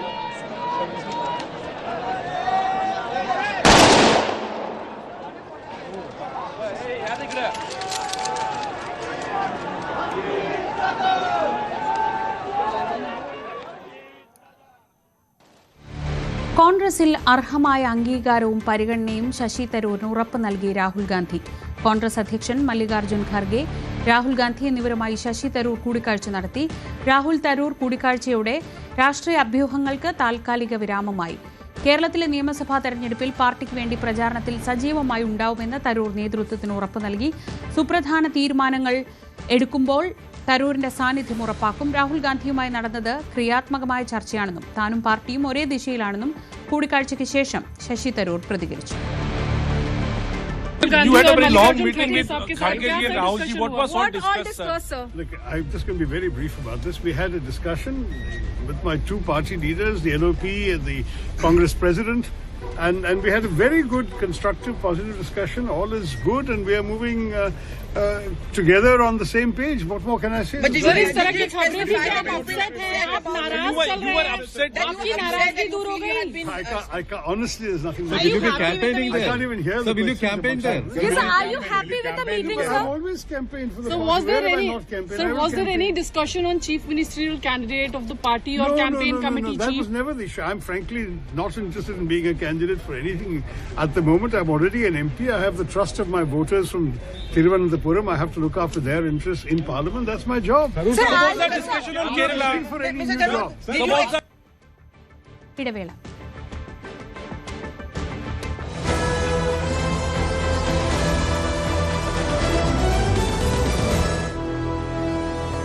മഹാരാഷ്ട്ര രാഷ്ട്രീയത്തിലെ അതികായനും കർക്കശക്കാരനായ ഭരണാധികാരിയും ജനകീയനായ നേതാവുമായിരുന്ന അജിത് പവാർ ഇനി ഓർമ്മ മാത്രം. 66 വയസ്സായിരുന്നു അദ്ദേഹത്തിന്. 2026 ജനുവരി 28-ന് ബാരാമതിയിൽ വെച്ചുണ്ടായ ദാരുണമായ വിമാന അപകടത്തിലാണ് അദ്ദേഹം ലോകത്തോട് വിട പറഞ്ഞത്. മഹാരാഷ്ട്രയുടെ ഉപമുഖ്യമന്ത്രിയായി 8ാം തവണയും സേവനമനുഷ്ഠിച്ചു വരികയായിരുന്ന അജിത് പവാറിന്റെ വിയോഗം സംസ്ഥാന രാഷ്ട്രീയത്തിൽ നികത്താനാകാത്ത വിടവാണ് സൃഷ്ടിച്ചിരിക്കുന്നത്. 5 പതിറ്റാണ്ടിലേറെ നീണ്ട തന്റെ രാഷ്ട്രീയ ജീവിതത്തിനിടയിൽ വിവാദങ്ങളും വികസനവും ഒരുപോലെ കൊണ്ടു നടന്ന അദ്ദേഹം ദാദ എന്ന വിളിപ്പേരിൽ ജനങ്ങൾക്കിടയിൽ എന്നും സജീവമായിരുന്നു. മഹാരാഷ്ട്രയുടെ വികസന ചരിത്രത്തിൽ തന്റേതായ കയ്യൊപ്പ് ചാർത്തിയ അജിത് പവാറിന്റെ ജീവിതത്തിലേക്കും രാഷ്ട്രീയ വഴികളിലേക്കും നമുക്കൊരു തിരിഞ്ഞുനോട്ടം നടത്താം.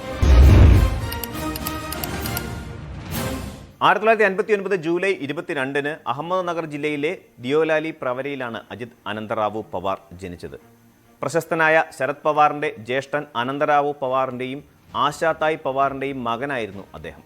പിതാവിന്റെ ആകസ്മിക മരണത്തെ തുടർന്ന് കുടുംബത്തെ സഹായിക്കാനായി കോളേജ് പഠനം പാതി വഴിയിൽ ഉപേക്ഷിക്കേണ്ടി വന്ന അജിത് വളരെ ചെറുപ്പത്തിൽ തന്നെ ഉത്തരവാദിത്തങ്ങൾ ഏറ്റെടുത്തു. ഈ കാലഘട്ടത്തിൽ കർഷകരുടെ പ്രശ്നങ്ങളും സാമൂഹിക യാഥാർത്ഥ്യങ്ങളും നേരിട്ട് കണ്ടറിഞ്ഞ് അദ്ദേഹത്തിന്റെ പിൽക്കാല രാഷ്ട്രീയ ജീവിതത്തിന് അടിത്തറയിട്ടു.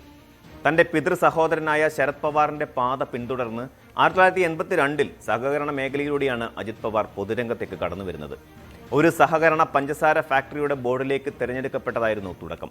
പിന്നീട് 1991 പൂനെ ഡിസ്ട്രിക്ട് സെൻട്രൽ കോഓപ്പറേറ്റീവ് ബാങ്കിന്റെ ചെയർമാനായി തെരഞ്ഞെടുക്കപ്പെട്ട അദ്ദേഹം ആ പദവിയിൽ 16 വർഷത്തോളം തുടർന്നു. സഹകരണ മേഖലയിലെ ഈ നീണ്ട അനുഭവ സമ്പത്താണ് മഹാരാഷ്ട്രയിലെ ഗ്രാമീണ സമ്പദ് വ്യവസ്ഥയിൽ അദ്ദേഹത്തിന് ശക്തമായ സ്വാധീനം നൽകിയത്. 1991 ബാരാമതി ലോക്സഭാ മണ്ഡലത്തിൽ നിന്ന് വിജയിച്ചുകൊണ്ട് അജിത് പവാർ പാർലമെന്ററി രാഷ്ട്രീയത്തിലേക്ക് ചുവടുവെച്ചു. എന്നാൽ നരസിംഹറാവു മന്ത്രിസഭയിൽ പ്രതിരോധ മന്ത്രിയായിരുന്ന ശരത് പവാറിന് മത്സരിക്കാനായി അദ്ദേഹം ആ സീറ്റ് ഒഴിഞ്ഞുകൊടുക്കുകയായിരുന്നു. തുടർന്ന് സംസ്ഥാന രാഷ്ട്രീയത്തിൽ ശ്രദ്ധ കേന്ദ്രീകരിച്ച അദ്ദേഹം ബാരാമതി നിയമസഭാ മണ്ഡലത്തിൽ നിന്ന് 7 തവണ നിയമസഭയിലേക്ക് തെരഞ്ഞെടുക്കപ്പെട്ടു. 1990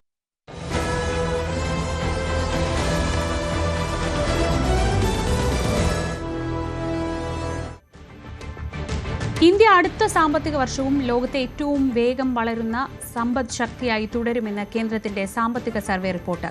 ധനമന്ത്രി നിർമ്മല സീതാരാമൻ ഫെബ്രുവരി 1 അവതരിപ്പിക്കുന്ന ബജറ്റിന് മുന്നോടിയായി ഇന്ന് പാർലമെന്റിൽ സമർപ്പിച്ച സാമ്പത്തിക സർവേയിൽ ഇന്ത്യക്ക് 6.8 മുതൽ 7.2% വരെ GDP വളർച്ചയാണ് പ്രവചിക്കുന്നത്. GST പരിഷ്കാരം നടപ്പാക്കിയും ആദായ നികുതി ഇളവുകൾ അനുവദിച്ചും പണപ്പെരുപ്പം നിയന്ത്രിച്ചും GDP വളർച്ചയെ ഉലയാതെ പിടിച്ചു നിർത്തിയെന്ന് സാമ്പത്തിക സർവേ പറയുന്നു. റിസർവ് ബാങ്ക് അടിസ്ഥാന പലിശ നിരക്ക് കുറച്ചത് നേട്ടമായി. അതേസമയം ആഗോളതലത്തിലെ വെല്ലുവിളികളുടെ പശ്ചാത്തലത്തിൽ അടുത്ത വർഷം ഇന്ത്യയിൽ പണപ്പെരുപ്പം ഉയരുമെന്ന വിലയിരുത്തലും സാമ്പത്തിക സർവേ റിപ്പോർട്ടിലുണ്ട്. UDF സീറ്റ് വിഭജനം 4 ദിവസത്തിനകം പൂർത്തിയാക്കുമെന്ന് മുസ്ലിം ലീഗ് ജനറൽ സെക്രട്ടറി PMA സലാം. മുന്നണിയുമായി ഒത്തുപോകുന്ന കൂടുതൽ പേർ വരുന്നതിനാൽ ഘടകകക്ഷികൾ വിട്ടുവീഴ്ചകൾ ചെയ്യേണ്ടിവരും. താൻ മത്സരിക്കുന്നതിൽ പാർട്ടി തീരുമാനം പറയുമെന്നും PMA സലാം പറഞ്ഞു. കേരളത്തിൽ 140 സീറ്റിൽ കൂടാത്തത് കൊണ്ട് ഓരോ ഘടകകക്ഷിക്കും കൂട്ടാൻ കഴിയുമോ എന്ന് UDF പരിശോധിച്ചുകൊണ്ടിരിക്കുകയാണ്. മാത്രമല്ല UDFിൽ ഘടകകക്ഷികൾ കൂടുകയാണ്. അസോസിയേറ്റഡ് കക്ഷികളും ഘടകകക്ഷികളും ഒക്കെ വലിയ ആളുകൾ വരുന്നുണ്ട്. അങ്ങനെയൊക്കെ വരുമ്പോൾ ഉള്ളവർ തന്നെ മിക്കവാറും വിട്ടുവീഴ്ച ചെയ്യേണ്ടി വരും. എന്നിരുന്നാലും എത്ര സീറ്റ് എന്നൊക്കെ വ്യക്തമായി പറയണമെങ്കിൽ ചർച്ച പൂർത്തിയാണ്. 3-4 ദിവസം തീരും. കേരള കോൺഗ്രസ് LDF വിടാനുള്ള സാഹചര്യം ഒഴിവാക്കി ഒപ്പം നിർത്തിയത് CPM ആണെന്ന തരത്തിലുള്ള പ്രചാരണം അടിസ്ഥാനരഹിതമാണെന്ന് CPM ഇടുക്കി ജില്ലാ സെക്രട്ടറി CV വർഗീസ്. കേരള കോൺഗ്രസ് UDFിലേക്ക് പോകുമെന്ന് പ്രചാരണം ഉയർന്നപ്പോൾ റോഷി അഗസ്റ്റിൻ ഉൾപ്പെടെയുള്ളവർ കൃത്യമായി നിലപാടെടുത്തു എന്ന് മാത്രമാണ് താൻ സൂചിപ്പിച്ചതെന്നും CV വർഗീസ് പറഞ്ഞു. പാർട്ടി കമ്മിറ്റി ചർച്ചയിൽ പറഞ്ഞ കാര്യങ്ങളുടെ ശബ്ദരേഖ പുറത്തു വന്നതിനോട് പ്രതികരിക്കുകയായിരുന്നു വർഗീസ്. ആ സമരം എന്ന് പറയുന്നത് കേരളത്തിന്റെ സാമൂഹ്യ ജീവിതത്തിൽ വളരെ സജീവമായി ചർച്ച ചെയ്യപ്പെട്ട് വരേണ്ട ഒരു വിഷയമാണ്. അതിന്റെ സാഹചര്യം വിശദീകരിച്ചു വന്നപ്പോൾ ജോസ് കെ മാണി മുന്നണി വിടുമെന്നുള്ള പ്രചാരവരുണ്ടായി. അതിന് അടിസ്ഥാനമില്ലെന്നും റോഷി അഗസ്റ്റിൻ ഉൾപ്പെടെയുള്ളവരെടുത്തിട്ടുള്ള ശരിയായ നിലപാടാണെന്നും റോഷിയുടെ നിലപാട് വളരെ വ്യക്തമായി പറഞ്ഞിട്ടുണ്ട്. അതുകൊണ്ട് ഇടതുപക്ഷ ജനാധിപത്യത്തോട് ശക്തിയായി മുന്നോട്ട് പോകുന്നു. റോഷിയെ ഇടുക്കി മണ്ഡലത്തിൽ ജയിപ്പിക്കേണ്ട ബാധ്യത ഞങ്ങൾക്കുണ്ടല്ലോ. കഴിഞ്ഞ പ്രാവശ്യം ഞങ്ങളുടേതായ പരിശ്രമം നടത്തിയിട്ടുണ്ട്. ആ പരിശ്രമത്തിന്റെ ഭാഗമായി റോഷിയുടെ തെരഞ്ഞെടുപ്പ് പ്രവർത്തനങ്ങൾ എല്ലാ മണ്ഡലങ്ങൾക്കൊപ്പം തന്നെ ഇടുക്കിയിൽ എവിടെയെങ്കിലും പറഞ്ഞിട്ടുണ്ടാകുന്ന കാര്യമാണ് ഇടുക്കി മണ്ഡലത്തിൽ. അപ്പോൾ ഇടുക്കി മണ്ഡലത്തിൽ നിങ്ങളുടെ ആളുകൾ ആരെങ്കിലും ഒക്കെ ഞങ്ങളുടെ കമ്മിറ്റിക്കകത്തുണ്ടാവും. അതിപ്പോൾ എല്ലാം അന്വേഷിക്കുക. കേരള കോൺഗ്രസ് പാർട്ടി ഒരു രാഷ്ട്രീയ നിലപാടെടുത്താണ് ഇടതുപക്ഷ ജനാധിപത്യത്തിന്റെ ഭാഗമായി വന്നത്. ആ ഇടതുപക്ഷ ജനാധിപത്യത്തിന്റെ ഭാഗമായി വന്ന് റോഷിയെ ജയിപ്പിക്കാൻ ആവശ്യമായ എല്ലാ പ്രവർത്തനവും കഴിഞ്ഞ പ്രാവശ്യം നടത്തി. ഞാൻ റോഷിയെ 2 പ്രാവശ്യം അനുസരിച്ചിട്ടൊന്നും കഴിയാവില്ല. ഒക്കെ സ്വാഭാവിക വരുന്ന കാര്യം രാഷ്ട്രീയമാണ്. റോഷിയെ മത്സരിപ്പിക്കാൻ നിർത്തിയപ്പോൾ റോഷി തോക്കുമെന്ന് പ്രചരണം നടത്തി. ഞങ്ങൾ ശക്തമായ പ്രവർത്തനം നടത്തി. റോഷി മന്ത്രിയായി ഉയർന്നു വന്ന രാഷ്ട്രീയ സാഹചര്യത്തിൽ ആ സാഹചര്യങ്ങളെ വിശദീകരിക്കുമ്പോൾ പറഞ്ഞിട്ടുള്ള ഒരു വാക്ക് നൽകിയിട്ടുണ്ടാവും. ജോസ് കെ മാണി സമരത്തിൽ പങ്കെടുക്കുന്നില്ല എന്ന് വലിയ വാർത്ത പ്രചരിച്ചു. ആ സമരത്തിൻ്റെ ഗ്രാവിറ്റിയെ നഷ്ടപ്പെടുത്തുന്ന ഉദ്യോഗിക്കുന്ന സമരത്തിന്റെ ഗ്രാവിറ്റിയെ നഷ്ടപ്പെടുത്തുന്നത്. രക്തസാക്ഷി ഫണ്ട് പോലും വെട്ടിക്കുന്ന പാർട്ടിയിൽ ഇനി ഉണ്ടാവില്ലെന്ന് പ്രഖ്യാപിച്ച് അഡ്വക്കേറ്റ് BN ഹസ്കർ ഇനി RSPയുടെ ഭാഗമാകുമെന്നും അദ്ദേഹം വ്യക്തമാക്കി. CPM-നുള്ളിലെ എതിർപ്പുകൾ നേരത്തെ തുടങ്ങിയതാണ്. മുഖ്യമന്ത്രിക്കെതിരെ വിമർശനം നടത്തിയതു മുതൽ തനിക്ക് സമ്മർദ്ദമുണ്ട്. CPM അല്ല യഥാർത്ഥ ഇടതുപക്ഷമെന്ന് താൻ മനസ്സിലാക്കിയെന്നും ഹസ്കർ പറഞ്ഞു. പാർട്ടിയുമായുള്ള 36 വർഷത്തെ ബന്ധം അവസാനിപ്പിക്കുകയാണെന്ന് ഹസ്കർ വ്യക്തമാക്കി. ചാനൽ ചർച്ചയിൽ സർക്കാരിനെ വിമർശിച്ചതിന്റെ പേരിൽ അദ്ദേഹത്തെ CPM താക്കീത് ചെയ്തിരുന്നു. പ്രതിപക്ഷ നേതാവ് VD സതീശനാവും അംഗത്വം നൽകി ഹസ്കറിനെ സ്വീകരിക്കും. രക്തസാക്ഷി ഫണ്ടുകൾ പോലും വെട്ടിക്കപ്പെട്ടിരിക്കുന്നു എന്ന് പാർട്ടിയുടെ ജില്ലാ കമ്മിറ്റി അംഗമായിരുന്ന ആൾ വിളിച്ചു പറയുന്നു. ആ ചോദ്യം ചോദിച്ച കുട്ടിയെ ക്ലാസ്സിന് പുറത്താക്കുകയും ആ ചോദ്യത്തിന് പുതിയ പാഠഭേദം മെനയുകയും മാത്രമാണ് പാർട്ടി ചെയ്യുന്നത്. അപ്പോൾ രക്തസാക്ഷി ഫണ്ട് പോലും വെട്ടിക്കുന്ന നേതാക്കന്മാരെ പാർട്ടി സംരക്ഷിക്കുന്നുവെങ്കിൽ ഇനി ഒരു നിമിഷം ആ പാർട്ടിയിൽ തുടരുക അസാധ്യമാകുന്നു എന്ന ഘട്ടത്തിലാണ് ഞാൻ പാർട്ടി വിട്ട് മറ്റൊരു മാർക്സിസ്റ്റ് ലെനിനിസ്റ്റ് പാർട്ടിയിലേക്ക് ചേക്കേറാൻ തീരുമാനിച്ചത്. ഒരു സോഷ്യലിസ്റ്റ് ലെനിനിസ്റ്റ് പാർട്ടി എന്ന നിലയിൽ എനിക്ക് ഏറ്റവും നിൽക്കാൻ കഴിയുന്ന ഇടം RSP ആണെന്ന ബോധ്യത്തിൻ്റെ കൂടി അടിസ്ഥാനത്തിലാണ് RSPയിലേക്ക് പോകുന്നത്. എന്നോടൊപ്പം നിൽക്കുന്ന ആളുകളിൽ നിന്നുമൊക്കെ എനിക്ക് അകലേണ്ടി വരുന്നത് ഈ പാർട്ടിയുടെ നയവ്യതിയാനത്തെ സംബന്ധിച്ച് ഞാൻ ഇന്നലെയും പറഞ്ഞു തുടങ്ങുന്നില്ല. പാർട്ടി ഘടകങ്ങളിൽ പലപ്പോഴായി ചർച്ചകളിൽ ഇത് പറയുകയും യാതൊരു തരത്തിലുള്ള ഉത്തരവാദിത്വം അക്കാര്യത്തിൽ ഒരു മാറ്റവും ഉണ്ടാക്കാൻ കഴിയാതെ വരുമ്പോൾ ഒറ്റയ്ക്ക് നിന്ന് പൊരുതുക എന്ന് പറയുന്നത് പരിമിതമായ എൻ്റെ സാഹചര്യങ്ങളിൽ ചെയ്യാൻ കഴിയില്ല എന്നുള്ളത് കൊണ്ടാണ് മറ്റൊരു ഇടതുപക്ഷ ബദൽ അന്വേഷിക്കുകയും ആ ഇടതുപക്ഷ ബദൽ നിലവിൽ RSP ആണെന്ന ബോധ്യത്തിൻ്റെ അടിസ്ഥാനത്തിലാണ് RSPയിലേക്ക് പോകുന്നത്. തമിഴകത്ത് രാഷ്ട്രീയ അഭ്യൂഹങ്ങൾ ശക്തമാക്കി വിജയുടെ അച്ഛൻ SA ചന്ദ്രശേഖരന്റെ പ്രതികരണം. വിജയുടെ തമിഴക വെട്രിക്കഴകം പാർട്ടി കോൺഗ്രസുമായി സഹകരിക്കാൻ തയ്യാറാണെന്ന് വിജയുടെ അച്ഛൻ പ്രതികരിച്ചത്. രാജ്യത്തിന്റെ സ്വാതന്ത്ര്യത്തിനായി പോരാടിയ ചരിത്രവും പൈതൃകവുമുള്ള പാർട്ടിയാണ് കോൺഗ്രസ് എന്ന് ചന്ദ്രശേഖർ പറഞ്ഞു.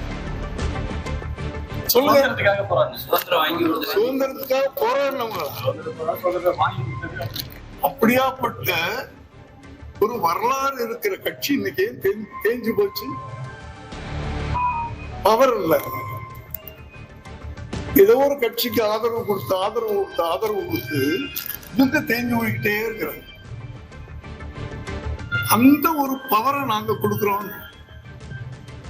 நாங்க இல்ல, விஜய் அவர்கள் கொடுக்கிறேன்னு. அந்த பவருக்கு நீங்க வந்தீங்கன்னா காங்கிரஸ் மறுபடியும் அந்த வரலாறு தக்க வச்சுக்கணும். இந்த வாய்ப்பை அவங்க தான் பயன்படுத்தி. ചന്ദ്രശേഖരന്റെ പ്രതികരണത്തിന് പിന്നാലെ TVK കടന്നാക്രമിച്ച AIADMK നേതാവ് എടപ്പാടി K പളനിസ്വാമിയും രംഗത്തെത്തി. ஒரு அரசாங்கம் எப்படி இருக்கணும்னு முன்மாதிரியாக அரசாங்கம் அதிமுக அரசாங்கம் எதையுமே செய்யாம திரைப்படத்தில் இருக்க வரைக்கும் சம்பாரிச்சிங்க. விட்டுட்டு வந்தீங்க, நான் பல்லாயிரக்கணக்கு கோடி விட்டுட்டு வந்தேங்கிறீங்க. யாருக்கா விட்டுட்டு வந்தீங்க? இப்படிப்பட்ட ஒரு அரசியல் தாங்குவாரா சார்? அதெல்லாம் நான் சொல்லலை. நீங்கள் கேட்ட கேள்விக்கு நான் பதில் அவ்வளோ. தாங்குவாரா போவாரா? அதாவது அனுபவம். இது சாதாரண விஷயம் இல்லை. இன்றைக்கு என்னாச்சு? திட்டமிடாமல் போன காரணத்தில் தான் 41 உயிர்கள் நம்ம பணி கொடுத்தோம். சாதாரண விஷயம் இல்லைங்க. 41 குடும்பம் இன்னைக்கு அனாதி ஆகிட்டு இல்லை. ஆமாம் இன்னைக்கு சார், அதாவது விளையும் பயிர் முறையிலே தெரியுமாங்க. நாம் மக்களை இன்னைக்கு ஒரு ரசிகர் பட்டாலும் ஏறலாமல் இருப்பதற்காக எதை வேணாலும் பேசிட முடியாது. இது 8 கோடி மக்களுடைய வாழ்வாதார பிரச்சனை. ஒரு அரசாங்கம் வந்தால் எப்படி செயல்படும் என்பதை பார்க்கணும். கொரோனா காலம் இருந்ததுங்க. கொரோனா காலம் வந்தால் இவ்வளோ வீட்டு விட்டு வெளியே வருவாரா? நான் 32 மாவட்டத்துக்கு நேரடியாக போனேன். என்னை கூட மருத்துவர்கள் சொன்னாங்க, நான் அடிக்கடி சொன்னேன். ஆனால் நான் 15 மாவட்டத்துக்கு போயிட்டு 16ஆம் மாவட்டம் திருச்சிக்கு போகும்போது பாமக தலைவர் ஒருத்தர் அவர் பிரமாதமாக விவசாயி என்ற பேசிட்டு இருந்தார். ஒரு வாரம் கழிச்சு அவர் கொடுத்துருந்தார். அந்த செய்தியெல்லாம் அவர்கிட்ட கேட்கணும்னு சொன்னேன். இறந்துட்டார். വിവരങ്ങളുമായി VR കാർത്തിക്. കഴിഞ്ഞ ദിവസമാണ് വിജയ് പ്രഖ്യാപിച്ചത് ഒരു മുന്നണിയിലേക്കും തങ്ങളില്ല, സ്വതന്ത്രമായി നിന്ന് ഒറ്റയ്ക്ക് നിന്ന് പോരാടുമെന്ന് വിജയ് പ്രഖ്യാപിച്ചത്.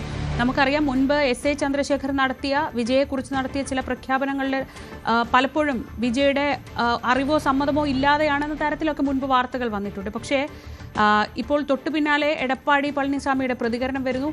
അങ്ങനെയെങ്കിൽ എന്താണ് ചർച്ചകൾ? എങ്ങനെയൊക്കെയാണ് ചർച്ചകൾ? ശ്രീജ, ഒരു വിവാഹ ചടങ്ങിൽ പങ്കെടുത്ത ശേഷം പുറത്തേക്ക് വന്ന വിജയുടെ അച്ഛൻ SA ചന്ദ്രശേഖരോട് രാഷ്ട്രീയവുമായി ബന്ധപ്പെട്ട ചോദ്യങ്ങളാണ് മാധ്യമപ്രവർത്തകർ ചോദിച്ചത്. ആ ചോദ്യങ്ങൾക്ക് അദ്ദേഹം നൽകിയ മറുപടിയാണ് ഇപ്പോൾ തമിഴകത്ത് സജീവമായ ചർച്ചയാകുന്നത് എന്നതാണ് ഏറ്റവും ശ്രദ്ധേയം. കോൺഗ്രസുമായി സഹകരിക്കുന്ന കാര്യങ്ങൾ സംബന്ധിച്ചായിരുന്നു വിജയുടെ അച്ഛനോട് മാധ്യമപ്രവർത്തകർ ചോദിച്ചത്.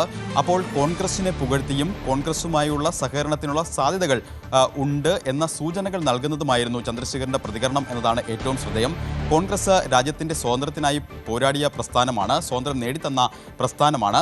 സ്വാഭാവികമായും ഈ കാലയളവിൽ അവർക്ക് അധികാരം നഷ്ടപ്പെടുന്നു. കാരണം മറ്റു പ്രാദേശിക പാർട്ടികൾക്ക് അമിതമായ പരിഗണനകൾ നൽകിയതുകൊണ്ടാണ് ഇത്തരത്തിൽ കോൺഗ്രസിൻ്റെ പ്രസക്തി നഷ്ടപ്പെടുന്നത് എന്ന ഒരു സൂചന കൂടി അദ്ദേഹത്തിൻ്റെ പ്രതികരണത്തിൽ നിന്ന് വന്നിരിക്കുന്നു. അതും സമകാലിക തമിഴക രാഷ്ട്രീയവുമായി കൂട്ടി വായിക്കുമ്പോഴാണ് ഇപ്പോൾ ഇത് സജീവ ചർച്ചയാകുന്നത് എന്നതാണ് ഏറ്റവും ശ്രദ്ധേയം. മറ്റൊന്ന്, ഇതിന് പിന്നാലെ, അതായത് വിജയുടെ അച്ഛൻ്റെ പ്രതികരണത്തിന് പിന്നാലെ AIDMKയും പതിവ് തെറ്റിച്ചുകൊണ്ട് TVK കടന്നാക്രമിച്ച് രംഗത്ത് വരുന്നു എന്നതാണ് ഏറ്റവും ശ്രദ്ധേയം. സിനിമയിൽ അഭിനയിച്ച് കോടികൾ സമ്പാദിച്ച വിജയ്ക്ക് തമിഴക രാഷ്ട്രീയത്തിൽ എത്രത്തോളം നേട്ടമുണ്ടാക്കാൻ കഴിയും എന്നതിൽ സംശയമുണ്ട് എന്ന് നേരിട്ട് തന്നെ എടപ്പാടി പളനിസ്വാമി വിജയെ വിമർശിക്കുന്ന സാഹചര്യങ്ങളിലേക്ക് കാര്യങ്ങൾ എത്തുന്നു. നമുക്കറിയാം, ആദ്യഘട്ടം മുതൽ കോൺഗ്രസിന് TVKയോടും TVKയ്ക്ക് കോൺഗ്രസിനോടും ഒരു മൃദു സമീപനം ഉണ്ട് എന്ന തരത്തിൽ വാർത്തകൾ സജീവമായിരുന്നു. ആ ചർച്ച വലിയ തോതിൽ അതൊരു രാഷ്ട്രീയ ചർച്ചകൾക്ക് വഴിവെക്കുകയും ചെയ്തിരുന്നു. അതിന് പിന്നാലെയാണ് ഇത്തരത്തിലുള്ള പ്രതികരണം എന്നത് ശ്രദ്ധേയമാണ്. നേരത്തെ തന്നെ അത്തരത്തിലുള്ള അഭ്യൂഹങ്ങൾ പല കോണുകളിൽ നിന്നും തള്ളിയിട്ടുണ്ട്. പക്ഷേ ഇപ്പോൾ പുതിയ സാധ്യതകൾ, അതായത് ഇപ്പോൾ ജനനായകൻ്റെ റിലീസുമായി ബന്ധപ്പെട്ട വിവാദങ്ങൾ, അതോടൊപ്പം തന്നെ നേരത്തെ കരൂർ ദുരന്തവുമായി ബന്ധപ്പെട്ട് CBI 2 തവണ അദ്ദേഹത്തെ ചോദ്യം ചെയ്യാൻ വിളിപ്പിച്ചിരുന്നു. അതിനുശേഷം പുതിയൊരു രാഷ്ട്രീയ പശ്ചാത്തലത്തിൽ ഇത്തരത്തിലൊരു പ്രതികരണം വരുമ്പോൾ അതുമായി കൂട്ടിവായിക്കുകയാണ്. എന്തായാലും വിജയുടെ അച്ഛൻ്റെ പ്രതികരണം തമിഴക രാഷ്ട്രീയത്തിൽ വീണ്ടും സജീവ ചർച്ചയാകുന്നു. കോൺഗ്രസുമായി TVK അടുക്കുന്നു എന്ന തരത്തിലുള്ള ചർച്ചകൾ പല കോണുകളിൽ നിന്നും ഉയർന്നു. സ്വാഭാവികമായും അതിനുള്ള സാധ്യതകൾ എത്രത്തോളം എന്ന് കണ്ടറിയണമെങ്കിൽ കൂടിയും അതിനുള്ള സൂചനകൾ, അതായത് അത്തരത്തിൽ ആരുമായും സഖ്യത്തിന് സാധ്യതയുണ്ട് എന്ന സൂചനകൾ അദ്ദേഹം തുറന്നു വയ്ക്കുന്നു. വരുന്ന നിയമസഭാ തെരഞ്ഞെടുപ്പിൽ 234 സീറ്റുകളിലും ഒറ്റയ്ക്ക് മത്സരിക്കാനാണ് വിജയ് തീരുമാനിച്ചിരുന്നത്. അത്തരത്തിലാണ് പ്രഖ്യാപിച്ചിരുന്നത്.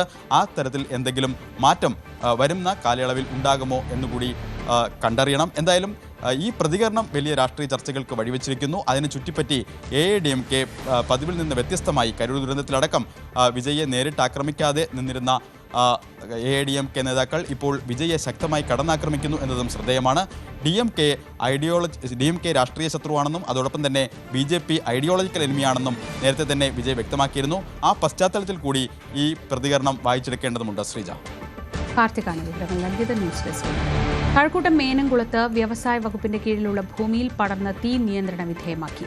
ഗെയിംസ് വില്ലേജിന്റെ ഭാഗമായി ഒഴിഞ്ഞുകിടന്ന സ്ഥലത്തെ അടിക്കാടിലായിരുന്നു ഉച്ചയ്ക്ക് 1 മണിയോടെ തീപിടിച്ചത്. കഴക്കൂട്ടം ചാക്ക ഫയർഫോഴ്സ് സ്റ്റേഷനുകളിൽ നിന്ന് യൂണിറ്റുകൾ സ്ഥലത്തെത്തിയാണ് തീ മണിക്കൂറുകളെടുത്ത് നിയന്ത്രണ വിധേയമാക്കിയത്. ഗെയിംസ് വില്ലേജിന്റെ ഭാഗമായ താൽക്കാലിക കെട്ടിടങ്ങളുടെ അവശിഷ്ടങ്ങളും മറ്റും ഇവിടെ ഉണ്ടായിരുന്നു. ഇതിനാണ് തീപിടിച്ചത്. തീപിടുത്തത്തിന്റെ കാരണം വ്യക്തമല്ല. ഇതിനോട് ചേർന്നാണ് ഭാരത് പെട്രോളിയത്തിന്റെ ഫില്ലിംഗ് സെന്ററും വനിതാ ബറ്റാലിയനും സ്ഥിതി ചെയ്യുന്നത് എന്നതായിരുന്നു ആശങ്ക.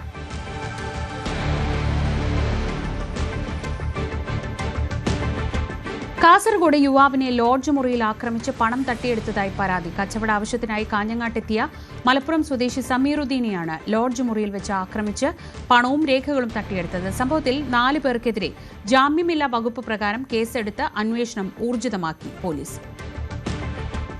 കച്ചവട ആവശ്യാർത്ഥമെത്തിയ യുവാവിനെ കാഞ്ഞങ്ങാട്ടെ ലോഡ്ജ് മുറിയിൽ നിന്നും ആക്രമിച്ച് പണം തട്ടിയെടുത്തെന്നാണ് പരാതി. തിരൂർ കാടാമ്പുഴ കാരിക്കാടിലെ ഈ സമീറുദ്ദീനെ ആക്രമിച്ച് 22,000 രൂപയും തിരിച്ചറിയൽ കാർഡും വാഹനത്തിന്റെ രേഖകളും കവർന്നെന്നാണ് പരാതി. ഒരാൾക്ക് കമ്പിയുണ്ട്, അവര് എന്തൊക്കെ എന്നെ ചെയ്തു ഒരു പറയാൻ കഴിയില്ല. ആ ജാതി ചെയ്തത് 22,000 റുപ്യുണ്ട്. പിന്നെ അതിന്റെ പുറമെ മേശം എന്റെ വണ്ടിയുടെ ചാവി ഉണ്ടായിരുന്നു. ഇത് യവന്മാരെടുത്തു. അപ്പൊ എനിക്ക് മനസ്സിലായി യവന്മാർ എന്നെ വിടൂല, കൊല്ലുന്നു. സംഭവത്തിൽ അജാനൂർ വെള്ളിക്കോത്ത് സ്വദേശി ജിഷ്ണു ഉൾപ്പെടെ 4 പേർക്കെതിരെയാണ് ജാമ്യമില്ലാ വകുപ്പ് പ്രകാരം കേസെടുത്തത്. കോട്ടച്ചേരിയിലെ ബാറിൽ വെച്ച് പരിചയപ്പെട്ട സമീറുദ്ദീനെ പിന്നീട് അലാമിപ്പള്ളിയിലെ മദ്യശാലയിലേക്ക് കൊണ്ടുപോയാണ് ക്രൂരമായി മർദ്ദിച്ചതെന്ന് FIR-ൽ പറയുന്നു. പിന്നീട് പുലർച്ചെ യുവാവ് താമസിക്കുന്ന നോർത്ത് കോട്ടച്ചേരിയിലെ ലോഡ്ജിലെത്തിയ സംഘം ഇരുമ്പ് വടി കൊണ്ട് അടിച്ച് പരിക്കേൽപ്പിച്ച ശേഷം പണം തട്ടിയെടുത്തെന്നാണ് പരാതി. ന്യൂസ് 18 കാസർഗോഡ്. ഇന്നത്തെ സ്വർണം വെള്ളി നിരക്കുകൾ. കവിത ഗോൾഡ് ആൻഡ് ഡയമണ്ട്സ് ഇന്നത്തെ സ്വർണം വെള്ളി നിരക്കുകൾ നിങ്ങൾക്കായി സമർപ്പിക്കുന്നത് Kavitha gold and diamonds, the versatile jewellery. സ്വർണം 22 ക്യാരറ്റ് ഗ്രാമിന് 16,295 രൂപ, പവന് 1,30,30,360 രൂപ. സ്വർണം 18 ക്യാരറ്റ് ഗ്രാമിന് 13,470, പവന് 1,07,760 രൂപ. വെള്ളി ഗ്രാമിന് 410 രൂപ, കിലോഗ്രാമിന് 4,10,000 രൂപ. കവിത ഗോൾഡ് ആൻഡ് ഡയമണ്ട്സ് ഇന്നത്തെ സ്വർണം വെള്ളി നിരക്കുകൾ നിങ്ങൾക്കായി സമർപ്പിച്ചത് Kavita Gold and Diamonds, the versatile jeweler. Live at 6 പൂർണ്ണമാവുന്നു. ഇനി പ്രൈം ഡിബേറ്റ് കാണാം.